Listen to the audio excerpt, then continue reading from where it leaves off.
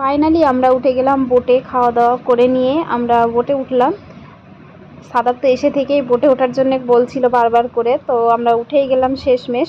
ওই যে উপরে বসে আছে সাদাবের পাপারা, ওখান থেকে নাকি ভিউটা অনেক বেশি ভালো দেখা যায়। আর আমরা এভাবে চেয়ার সিস্টেম করা আছে বোটের মধ্যে, তো আমরা এখানেই বসে পড়লাম।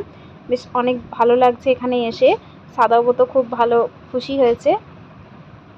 তো এই যে এখান থেকে দেখুন পুরো ভিউটা সুন্দরভাবে দেখা যাবে। আমরা কিন্তু ওইখান থেকে উঠেছি, ওঠার পরে আমরা আবার এই দিকটায় যাচ্ছি। ওই যে আরও একটা বোট এসে দাঁড়ালো, ওই বোটটা কিন্তু ঘুরে তারপর এসে দাঁড়িয়েছে।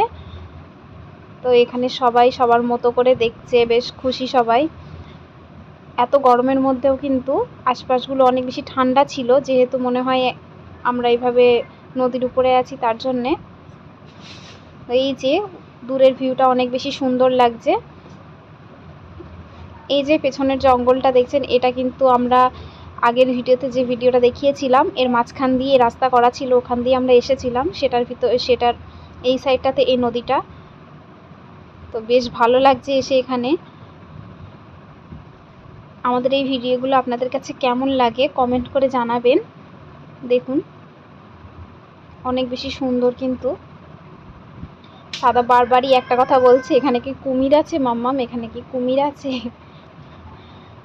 তো এখানে তো কুমির বা কোনো কিছুই নেই, এখানে নর্মালি পানি আর পানি। তারপরেও অনেক বেশি ভালো লাগছে এখানে এসে। যদি ভিডিওটা ভালো লাগে তাহলে লাইক কমেন্ট করে রাখবেন। আজকের মতো এই পর্যন্তই এই ভিডিওটা।